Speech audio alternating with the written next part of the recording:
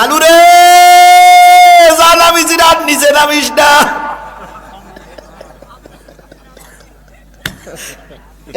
ঠিক, আমি কি ঠিক কথা আছে না বন্ধু ভাই? ওই আসলে ভাইরাল দেওয়া যাবে না, মা বোনদের তালিম করতে দেওয়া যাবে না। তার মানে ওরা বুঝেছে যতদিন তালিম চালু থাকবে ততদিন কোরআনের ভোট বাড়তেই থাকবে। আজকে মা বোনদেরকে স্বাগত জানাই। ও মা, নবীজির দরবারে বিচার দিল, ইয়া রাসূলুল্লাহ বড় ইহুদি বড় অসর। নবীজি বললেন তাকে আমার কাছে হাজির করো। দুইজন হাত ধরে বললেন, ইয়া রাসূলুল্লাহ মদিনায় বসে শুনেছিলাম আপনি একজন সন্ত্রাসী মানুষ, খুনি মানুষ, কিন্তু দরবারে এসে যা বুঝলাম আপনার চাইতে ভালো মানুষ আর পৃথিবীতে কেউ নাই। আজকে আপনাদেরকে চ্যালেঞ্জ করি, যারা বলেন হুজুররা এই করেছে সেই করেছে, হুজুররা এই করে সেই করে, দয়া করে লোকের মুখে না শুনে পায়ে দুটো ধরে বলি, অন্তত হুজুরদের দরবারে যেয়ে যান, যেয়ে দেখেন তাদের চরিত্র আর মানুষে যা বলে এক কিনা। অন্তত দরবার পর্যন্ত যান, বাইরের থেকে লোকের মুখে শুনতেছেন কেন? কি কায়দায় বলতেছে হুজুররা জান্নাতের টিকিট বিক্রি করতেছে, এরকম একটা অপপ্রচার চালাচ্ছে না? আমি বলি একটা কথা বলি, আমি লিখিত এখান দিয়ে গেলাম নন্দীগ্রামে, সম্ভবত আমার 31শে ডিসেম্বর মনে হয় মাহফিল আছে, এখান থেকে আরো 31 দিন পর আমি আপনার কাছে চ্যালেঞ্জ করে গেলাম, বাংলাদেশের একটা হুজুরের বক্তব্য আমার রেকর্ড করে শোনান, যিনি বলেছে যে হুজুররা জান্নাতের টিকিট বিক্রি করে। আপনি কেন মিথ্যা কথা বলছেন?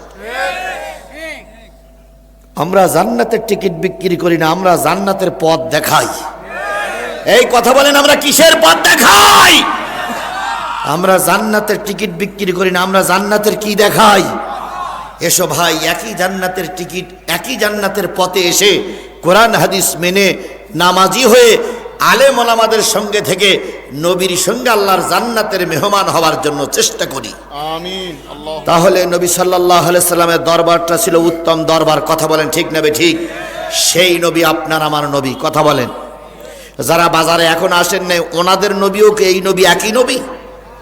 যারা এখনো বাড়িতে শুয়ে আছেন, ওনাদের নবী আর আপনাদের নবী আর ওই নবী কি একই নবী? তাহলে সেই নবীর পরে নাজিল হলো কোরআন, আর আমি সেই কোরআনের আলোচনা করছি বা করার জন্য বসেছি। আপনি এখনো বাসা ছাড়তে পারলেন না, চার দোকান থেকে উঠতে পারলেন না, মনে হয় সমগ্রার মতন আটকে আছেন আপনি। আল্লাহর কসম, নবীর সুপারিশ পাওয়া যাবে না। তাহলে আল্লাহ পাক বাছাই করে আপনাকে আমাকে নবীর এই কোরআনের মাহফিলে, রসুলের হাদিস শোনার মাহফিলে বসার তৌফিক দিয়েছেন।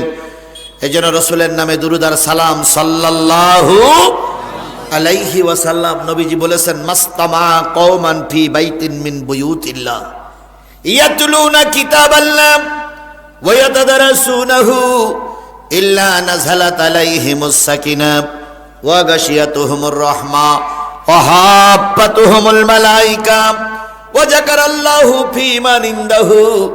নবী বলেন, মসজিদে অথবা মসজিদের বাইরে যখন কোরআন হাদিসের একটা মজমা তৈরি করা হয়, সেখানে আমার উম্মত আল্লাহর বান্দা যখন কোরআন হাদিস থেকে আলোচনা করে, আর ওই আলোচনা নারী হোক আর পুরুষ হোক যখন চুপচাপ বসে বসে শোনে, আমি রসুল বলতেছি শোনো, ওদের মাথার উপর দিয়ে আল্লাহ পাক রহমতের বাতাস প্রবাহিত করে দেয়। কিসের বাতাস? ইল্লা নাযালাত আলাইহিমুস সাকিনাহ ওয়া গাশিয়াতুহুমুর রাহমা। তাদের মাথার উপর দিয়ে আল্লাহ পাক রহমতের সামিয়ানা দিয়ে ঢেকে রাখে। এই সামিয়ানার উপর আর একটা রহমতের সামিয়ানা আছে, তাই দিয়ে আপনাকে আমাকে ঢেকে রেখেছে। ওয়া হাফাতুহুমুল মালায়েকা, ফেরেশতারা চারিপাশে গোল হয়ে দাঁড়িয়ে আছে। মহিলাদের প্যান্ডেলে ফেরেশতারা দাঁড়িয়ে আছে, পুরুষের প্যান্ডেলে ফেরেশতারা গোল হয়ে দাঁড়িয়ে আছে। আর ওই ফেরেশতারা দোয়া করতেছে, আল্লাহ তোমার বান্দা সাতক্ষীরাত থেকে ছুটে এসে সূরা নেসার একটা আয়াত তেলাওয়াত করেছে। তেলাওয়াতকৃত আয়াতের পরে ভিত্তি করে কথা বলতেছে। আমরা ফেরেশতা সাক্ষী থাকছি, আমরা ফেরেশতা দোয়া করতেছি, শেষ মোনাজাত করে যখন চলে যাবে, নারী হোক আর পুরুষ হোক, সবারই গুনাহ আল্লাহ তুমি মাফ করে দাও। তাহলে যতক্ষণ পর্যন্ত এই মাহফিলে থাকবেন ততক্ষণ দোয়া করবে কারা? এই কথা বলেন, দোয়া করবে কারা? এখন ফেরেশতারা দোয়া করবে যারা মাহফিলে আছেন তাদের জন্য, না যারা বাদাম খেয়ে বেড়াচ্ছে তাদের জন্য? যারা মাহফিলে আছে তাদের জন্য। এই জন্য ফেরেশতাদের দোয়া নিতে গেলে এই 12টার আগ পর্যন্ত মাহফিল হবে, এতটুকু সময় হলো তোমাকে বসতে হবে, নতুবা ফেরেশতার দোয়ার জায়গায় বদদোয়া পাবে। ওয়া যাকারাল্লাহু ফী মান ইনদাহু, আল্লাহ তার নিকটতম ফেরেশতাদের ডেকে বলে, ফেরেশতারা কাশিমারা, দেখি কাশিপাড়া জামে মসজিদের দিকে তাকায় দেখো, আমার বান্দা আমার নাজিলকৃত কোরআন থেকে আলোচনা করছে, আর আমার বান্দা বান্দিরা ঘর ছেড়েছে, বাড়ি ছেড়েছে, সংসার ছেড়েছে, বিবি বাচ্চা ছেড়েছে, নাতিপুতি ছেড়ে খোলা ময়দানে বসে, যেখানে একটু পরে শিয়ালের আনাগোনা শুরু হবে, ওই জায়গায় বসে আমার পাগলেরা কোরআন শুনতেছে। তোমরা সাক্ষী থাকো, হুজুর যখন মৌলভী সাহেব মাওলানা সাহেব যখন মোনাজাত করে চলে যাবে, এক গেট দিয়ে যখন বাহির হবে, ওই গেট দিয়ে যত লোক বাহির হবে, কারোর আমল নামায় একটাও গুনাহ আমি আল্লাহ রাখবো না। আল্লাহর ওয়াদা সত্য না মিথ্যা? এই কথা বলেন, আল্লাহর ওয়াদা সত্য না মিথ্যা? শেখ হাসিনা ওয়াদা করলে ওয়াদা মিস হয়, এরশাদ সাহেব ওয়াদা করলে ওয়াদা মিস হয়, জামাতের আমির ডাক্তার শফিকুর রহমান ওয়াদা করলে ওয়াদা মিস হতে পারে, কিন্তু আল্লাহর ওয়াদা কখনো মিস হতে। সেই আল্লাহ বললেন শেষ মোনাজাত করে চলে গেলে জীবনের সব গুনাহ কি? এই কথা বলেন না কেন, সব গুনাহ কি? তাহলে 1 2 3 4 4 ভাগের থেকে 4 জন লোক হাত তুলে বলবেন, হুজুর আমার কোনো গুনাহ নেই। বলেন তো, 4 জন লোক হাত তুলে, হুজুর আমার কোনো গুনাহ নেই, বলতে পারবেন? তাহলে আমাদের কম বেশি গুনাহ আছে না? ও ভাই, আমিও বলতে পারবো না যে আমার গুনাহ নেই। তাহলে আমরা আজকে গুনাহ মাফ করেই বাড়ি যাব। কথা বলেন ঠিক না বে ঠিক? একটা কথায় বলে, বিশ্বাসে মিলায় বস্তু তর্কে বহুদূর। যদি খাঁটি বিশ্বাস করে আপনি আজকের এই মাহফিলে বসেন, আমি ওয়াদা করছি আল্লাহ গুনাহ মাফ করে দেবে। আল্লামা সাঈদী একটা ওয়াজ করেছিলেন, মনে আছে কিনা আপনাদের? আমি বললি আপনাদের মনে হবে। তিনি বলেছিলেন যে এক ছাত্র গেছে শিক্ষকের কাছে লেখাপড়া শিখতে। তো লেখাপড়া শিখতে যেয়ে ছাত্র যখন বাড়ির থেকে হুজুরের বাড়ি যায়, তখন মাঝখানে একটা নদী, ওই নদীটি নৌকা দিয়ে নদী পার হইতে হয়। তা মাঝে মাঝে ছাত্র দেরি করে। তো ওস্তাদ জিজ্ঞেস করে, দেরি করো কেন? কয়, হুজুর আজকে নৌকাওয়ালা আসেনি, নদী পার করা আসেনি। তখন হুজুর বলেছে, যেদিন নৌকাওয়ালা থাকবে না, নদী পার করা নৌকা থাকবে না, সেদিন চোখ বন্ধ করে বিসমিল্লাহ বললে নদীটি পা দেবা, নৌকা লাগবে না, পার হয়ে যাবা, বিনা নৌকায় পার হওয়া। এখন ছেলেটা ওই কথাটাই বিশ্বাস করেছে, কারণ বিসমিল্লাহর অনেক গুণ। তাই যেদিন নৌকা থাকে না, সেদিন বিসমিল্লাহ বললে নদীতে পা দেয়, নদী শক্ত হয়ে যায়, পার হয়ে হুজুরের কাছে ক্লাসে যায়। আবার যখন বাড়ি যাওয়ার সময় থাকে না, ওই একই বিসমিল্লাহ বলে পা দেয়, চলে যায়। কিছুদিন পরে ছেলেটা আলেম হয়ে গেছে। আলেম হয়ে হুজুরের দাওয়াত করেছে, হুজুর এতদিন আপনার কাছে পড়ি আলেম হলাম, তো এবার আমাদের বাড়িতে আপনার একটু দাওয়াত। হুজুর দাওয়াত গ্রহণ করেছে। এখন ছাত্র আর হুজুর যাচ্ছে ছাত্রের বাড়ি খাওয়ার জন্য, যে দেখে সে নৌকা নাই। তো নদীর কানারায় দাঁড়িয়ে বলতেছে, খোকা পার হওয়া কি করি? কেন বলতেছে, কেন হুজুর আপনি যে দোয়া শিখাই দিলেন সেই দোয়া? কাছে কোন দোয়া? কয় বিসমিল্লাহির রহমানির রহিম। কাছে বিসমিল্লাহির রহমানির রহিম বললে কি হবে? কয় বিসমিল্লাহির রহমানির রহিম পা দিলে নদীর পানি শক্ত হয়ে যাবে, আমি পার হয়ে যাইতে পারবো। তখন হুজুর বলতেছে, ঠিক তো। কয় হ্যাঁ হুজুর, আপনি তো শিখাইছেন। তো বলতেছে, তাহলে হও দিন দিই। ছাত্রর বিশ্বাস আছে, হুজুরির বিশ্বাস হচ্ছে না। এত বড় নদী বিসমিল্লাহ বলে পা দিলি শক্ত হয়ে যাবে, বললি হইল। তখন ছাত্ররা এইবার বিসমিল্লাহির রহমানির রহিম এলে পা দিয়ে বুকি কোরআন শরীফ নিয়ে পার হয়ে ওই পারে চলে গেছে। ওই পারে যে বলতে হুজুর আসেন, আসবো তো নদীতে কত পানি রে খোকা, তাহলে হুজুর আমি ডুব দিইনি, বসবো কি করে, আপনি আসেন। এখন যদি না যায় তাহলে হুজুর এটা প্রেস্টিজের ব্যাপার না। হুজুর ইতিহাস পার হইতে পারবো না ডুবে যাবো, পার হইতে পারবো না ডুবে যাবো, এইভাবে করে বিসমিল্লাহির রহমানির রহিম বলে চোখ বুঝে যেই পা দেছে আর হুড় বুড় করে পানিতে পড়েছে, হাবুডুবু পানি থেকে ওঠার পরে বলতেছে হুজুর, ছাত্র বলতে হুজুর কি হইল, কয়ে যাই বেটা বিসমিল্লাহ বলে পা দিলি পার হওয়া যায়। কয় হুজুর আপনি যেখান থেকে বলেছিলেন সেখান থেকে বিশ্বাস করেছিলাম আল্লাহর আয়াত সত্য, আল্লাহর কোরআন সত্য, আল্লাহ সত্য, আপনার কথা সত্য, এখান থেকে আজ পর্যন্ত আমার কোনোদিন ভিজদি হয়নি, আর আপনি অন্তরে বিশ্বাস করেননি, তাই আপনার হাবুডুবু খেয়ে মরতে হচ্ছে। সুতরাং আজকের এই মাহফিলে বসলে গোনা মাফ হয়ে যাবে, এই বিশ্বাস নেবে যে ব্যক্তি বলবে আল্লাহ তার জীবনের সব গোনা মাফ হয়ে যাবে। আর যারা ওই রকম ইতিশুদ্ধ করে মাফ হবে বললেই হবে, আমি এই করেছি সেই করেছি, তার গোনা মাফ হবে না, ওর আসার দরকার নেই, আল্লাহ ওর কবুল করবে না।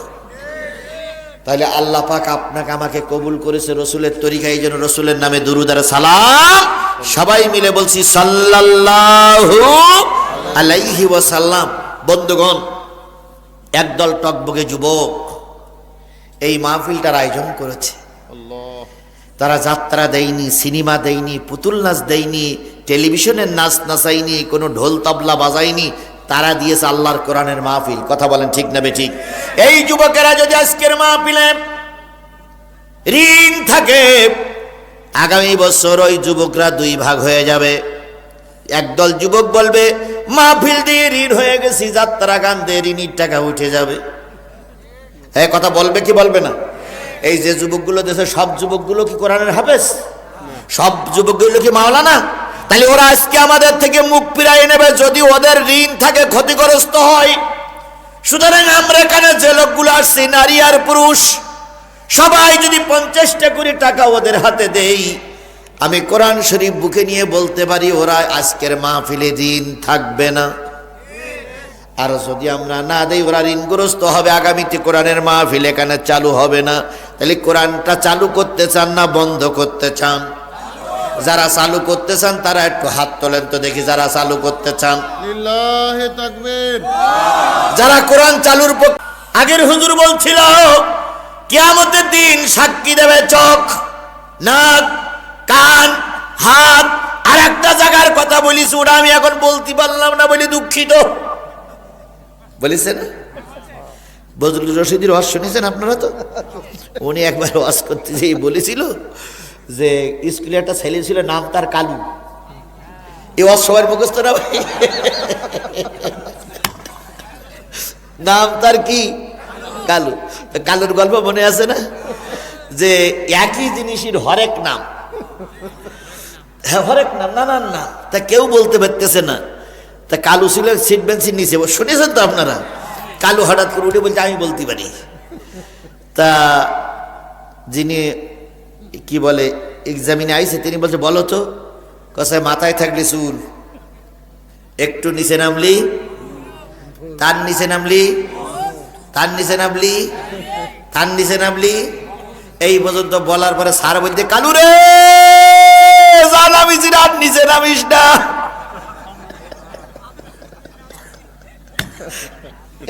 ঠিক, আমি কি ঠিক কথা আছে না? বলতে পারি ওই ভাইরাল বলো। তাহলে আর নিচে নামা যাবে না, এই জন্য আর নিচে নামলে আমার অপমান হয়ে যাবে। এখন রহিম ভাই যে কথা বলিছে, কোন জায়গায় সাক্ষী দেবে ওটা রহিম ভাই বলিছে আলহামদুলিল্লাহ। তাহলে সব জায়গায় সাক্ষী দেবে, সব জায়গায় যখন সাক্ষী দেবে, আপনার পকেটে টাকা আছে, আজকের কোরআনের মাহফিলের যদি টাকা না দেন, এই হাত, এই টাকা, এই জমিন আপনার বিরুদ্ধে সাক্ষী দেবে। এই জন্য আমরা কেউ মাহরুম করব না। আমি সূরা নেসার 5-10 নয় 59 নম্বর আয়াত পড়েছি, ওই দিকে যাচ্ছি। তার আগে 50টা টাকা আমি ওই ছেলেদের হাতে তুলে দিয়ে ওদের মুখে একটা হাসি দেখতে চাই।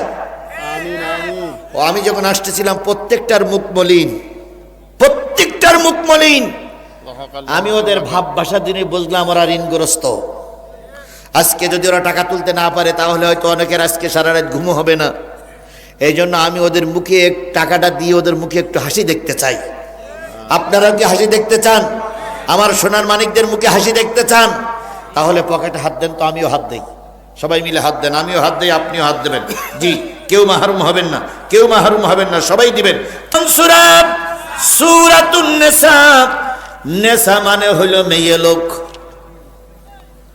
নেশা মানে কি? লেডিস। আল্লাহ পাক কোরআন শরীফে লেডিসের নামে সূরা দিলেন। দেখেন তো ভাইজান, লেডিসের নামে সূরা দিলেন যাতে করে মহিলারা আল্লাহর কাছে যেহেতু বেশি প্রিয় হতে পারে, মহিলারা প্রিয়। এবার বলুন তো, আমার বাংলাদেশে মেয়ে লোক বেশি না পুরুষ লোক বেশি? সবাই মিলে বলেন, মেয়ে লোক বেশি। আল্লাহ পাক মা বোনদেরকে ভালোবাসে। আজকের মাহফিলে যেয়ে দেখেন পুরুষের চাইতে মেয়েরাই বেশি। কেন বেশি? এই মেয়েরা যদি ভালো হয়, সমাজ কোরআনের সমাজ হয়ে যাবে। এখন তো রামপন্থী বামপন্থীদের গায়ে জ্বালা। পুরুষ লোকরে বুঝাইতে পারলো আম্মা জানকে বোঝানো যায় না। পুরুষের 10টা টাকা দিয়ে চা খাওয়ালাম, মামলার ভয়ে দেখাইয়ে পুরুষের ভোটটা ক্যাপচার করলাম। খোলে খোলে ভাবি যান তালিমির জন্য গ্রামে গ্রামে ঘুরে বেড়াচ্ছে। আজকে তো এক নেতাই বলে দিয়েছে যে তালিমি যারা যাবে তাদের ঠ্যাং ভেঙে দাও, তালিম করতে দেওয়া যাবে না, মা বোনদের তালিম করতে দেওয়া যাবে না। তার মানে ওরা বুঝেছে যতদিন তালিম চালু থাকবে ততদিন কোরআনের ভোট বাড়তেই থাকবে। আজকে মা বোনদেরকে স্বাগত জানাই। ও মায়েরা, তোমরা রাস্তায় নেমে এসেছো, প্রতিষ্ঠার একটা পরিবেশ তৈরি হয়েছে। এই জন্য আল্লাহ পাক নেশাদের উপরে, মহিলাদের উপরে আল্লাহ বারাকা দান করুক। বাংলাদেশের কয়েকজন মহিলা, কোন মহিলার জন্য কেউ কান্দে আর কোন মহিলার জন্য কেউ কেউ হাসে। আচ্ছা, শেখ হাসিনা চলে যাওয়ার পরে কয়জন মহিলা কান্দেল? কয়জন পুরুষ কান্দেল? আমি যদিও খালেদা জিয়ার দল করি না, কিন্তু খালেদা জিয়া হচ্ছে বাংলাদেশের 18 কোটি মানুষের নেত্রী। এই কথা বলেন, কথা বলেন, কথা বলেন। তিনি অসুস্থ, তার জন্য কি বলে ডাক্তার শফিকুর রহমান থেকে শুরু করে প্রতিটা মসজিদের আলেমেরা তার জন্য কাঁদতেছে। আর শেখ হাসিনা চলে যাওয়ার পর যতগুলো মিষ্টির দোকান ছিল একটাও মিষ্টি ছিল না, সব আনন্দ করে মিষ্টি খেয়েছিল। তাহলে কোন মহিলা চলে যাওয়ার কারণে আনন্দের ঢোল তবলা বাজায়, আর কোন মহিলা চলে যাওয়ার আগে তার জন্য দুঃখ প্রকাশ করে। মুজিবুর রহমান মারা যাওয়ার পরে জানাজা পড়া লোক খুঁজে পাওয়া যায়নি। আর আল্লামা সাঈদীর মৃত্যুর পর 3 দিনে 158 জন লোক বাংলাদেশে শাহাদাত বরণ করলো। হয় শুধু 58 না 158, দুটো আমার ঠিক মনে নাই। হয় শুধু 58 না 158 জন লোক 3 দিনে মৃত্যুবরণ করলো। অথচ শেখ হাসিনার জন্য একটা লোক রাস্তায় নামলো না। আবার উনি নাকি মানস কন্যা। কি কন্যা? তাহলে এই অমানুষ যদি মানুষ কন্যা হয়, এই অমানুষ যদি মানুষ কন্যা হয়, তাহলে অমানুষ কন্যা কোনটা? এর চাইতে বড় নিষ্ঠুর, এর চাইতে বড় জালেম, এর চাইতে বড় নরঘাতক, এর চাইতে বড় রক্ত পিপাসু, এর চাইতে বড় নিষ্ঠুর আসমানের, আল্লাহর জমিনের উপরে, আসমানের নিচে আর কখনো তৈরি হয়েছিল বলে আমার মনে হয় না। ফেরাউনের তাও একটু হলে দয়া ছিল, একটু হলেও ফেরাউনের দয়া ছিল। নমরুদের একটু হলেও দয়া ছিল। আবু জেহেল কাফের ছিল কিন্তু এত নিষ্ঠুর না। হিটলার মানুষ মেরেছে কিন্তু এত নিষ্ঠুর না। এখন যদি ফেরাউন বেশি দেখতো, আমাদের এই লেডি ফেরাউনির কাছে সালাম দিয়ে বলতো, আমার 1 ক্লাস ওপরে তুই মারা যাওয়ার পরে তারপর আমার ডাকবি। আমি 15 বছর আমার অন্তঃচক্ষু দিয়ে দেখেছি শয়তান বাংলাদেশে ছিল না। একদিন আসরের নামাজের উজু করতেছিলাম, হঠাৎ করে শয়তান উড়ে যাচ্ছে দেখলাম। দেখার পরে জিজ্ঞেস করলাম, ভাই কে তুই? কয় আমি শয়তান। কই যাস? কয় আমেরিকায়। কয় আমাদের দেশে থাকবি না। কয় আপনাদের দেশে শেখ হাসিনা আছে, ও না যাওয়া পর্যন্ত আমার দরকার নেই, কারণ আমার এক ক্লাস ও ভরে পড়ে ও। এই কথা কি ঠিক বললাম না বে ঠিক বললাম? জোরে বলেন ঠিক না বে ঠিক? তাহলে কারোর জন্য কেউ কাঁদে আর কারোর জন্য কেউ হাসে। আল্লাহ পাক আমাদের এমন জীবন তৈরি করার তৌফিক দান করুক, যাতে করে আমি মরলে যেন 5টা মানুষ দুঃখ প্রকাশ করে, কেউ যেন আনন্দ না করে। আল্লাহ আমাদের কবুল করুক দিনের খাতিরে। জোরে বলেন আমিন। আরো জোরে বলেন আমিন। আরো জোরে বলেন আমিন। আমার ভাইরা, সূরাটার নাম কি বললাম? সূরাতুন নিসা। এই নিসার 176 আয়াত, 176 আয়াত, 176 আয়াত, 24টা রুকু। মদিনায় অবতীর্ণ সূরা সময়ের ভিতরে একটা অন্যতম সূরা, নাম হচ্ছে সূরাতুন নিসা। 176 আয়াতের ভিতর থেকে আমি আপনাদের সামনে তেলাওয়াত করেছি 5, 10, 9, 59 নম্বর আয়াত। এই আয়াতটা যখন নাজিল হলো, ভালো করে খেয়াল করেন, এই আয়াত যখন নাজিল হলো, আল্লাহর নবী তখন মদিনার প্রেসিডেন্ট। একটু সুবহানাল্লাহ বলা যাবে না? আর একটু জোরে সুবহানাল্লাহ বলা যাবে না? নবী মদিনার প্রেসিডেন্ট। কাজটা কি ঠিক না বে ঠিক? জোরে জোরে বলবেন, কাজটা কি ঠিক না বে ঠিক? আমলিগ বিএনপির লোক জোরে বলবেন। জামাতাওয়ালারা তো ঠিক ঠিক বলে বলে আপনাদের গলা বসে গেছে, ওরা অন্তত বলুক। আল্লাহর নবী মদিনার প্রেসিডেন্ট ছিলেন, কথাটা কি ঠিক না বে ঠিক? তাহলে নবী টুপি পরে, পাঞ্জাবি পরে, মসজিদের ইমাম হয়ে যদি মদিনার প্রেসিডেন্ট হতে পারে, বাংলাদেশের হুজুররা বাংলার প্রেসিডেন্ট হবে, কোরআন দিয়ে দেশ চালাবে, তোমাদের গা জ্বলে কেন? আল্লাহর নবী মদিনার প্রেসিডেন্ট হয়েছিল, মেনে নিতে পারি না আবু জেহেল। কথা বলেন। মেনে নিতে পারি না আবু সুফিয়ান, মেনে নিতে পারি না উতবা সাহেব, ওয়ালিদ ইবনে মুগিরার গ্রুপীরা। আজকেও নবীর উত্তরসূরিরা, আলেমদের উত্তরসূরিরা দেশ চালাবে, এটাও যারা মেনে নিতে পারছে না, এদের প্রত্যেকের রক্তের ভিতরে আবু জাহেলের রক্ত।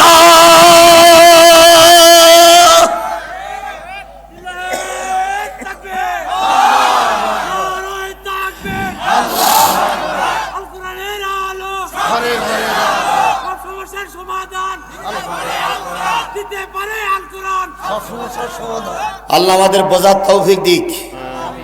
যুবকেরা বলি, আমাকে ডেকে এনে তোমরা বিপদে পড়ো না। যদি দেখো লাইন খারাপ, ছোট্ট একটা কাগজে লেখবা যে হুজুর মাহফিল বন্ধ করে দেন, এমন দড়ি দেব কেউ আমার খুঁজে পাবা না। কারণ আমার আগের তো দৌড়ানো অভ্যেস আছে, আগের তো দৌড়ানো অভ্যেস আছে না ভাই? লাইট নিবেই দৌড়ানো অভ্যেস আমার আছে, জামা খুলে বগল দাবাই করে দৌড়ানো অভ্যেস আমার আছে। এই জামা খুলে শার্ট পরিয়ে, মাথায় পাগড়ি পরিয়ে, মাথায় রুমাল পেঁচাইয়ে, মুখে ডাব পেন্টেও দৌড়ানো অভ্যেস আমার আছে। সুতরাং আমি দারুণ দৌড়ে দৌড়তে পারি। আমার দাড়ি পাগলিকে এমন দৌড়তে পারি, আপনারা একটা আমার খুঁজে পাবেন না ভাই। এই জন্য যদি দেখো লাইন খারাপ, একটা সিট করতে পারি, এমন জোরে দৌড় মারবো কেউ খুঁজে পাবে না। পুলিশ পর্যন্ত খুঁজে পাইনি। পুলিশ মঞ্চের চারিপাশে এসে হাজির। হ্যাঁ, পুলিশ মঞ্চের চারিপাশে এসে হাজির। কে বল সিঁড়ি দিয়ে উঠতেছে, এমন সময় মাইক আলার, লাইট আলার বললাম, লাইট আলা দিল, সুইচ অফ করি। পুলিশ তো জানে না যে লাইট অফ হবে, আর আমি তো জানি লাইট অফ হবে, ওর কাছে লাইন জানা নেই। এখন এক পা সিঁড়িতে আর এক পা নিচে, ও সিঁড়ির থেকে নিচে নেমিস। আমি এদিক থেকে পিছনের কাপড় খুলে ওই পাশে গেছি, ছেলেরা আমাকে উঁচু করে নিয়ে চলে গেছে। লাইট দিয়ে পুলিশ এসে বলছে হুজুর কই? তো সভাপতি বলছে তাই তো, হুজুর তো এই জায়গায় ছিল, গেল কনে? পরের ছেলে হারাই গেল না তো? শেষ পর্যন্ত সভাপতি, সেক্রেটারি, ক্যাশিয়ার, পুলিশ সবাই খুঁজে দিয়েছে।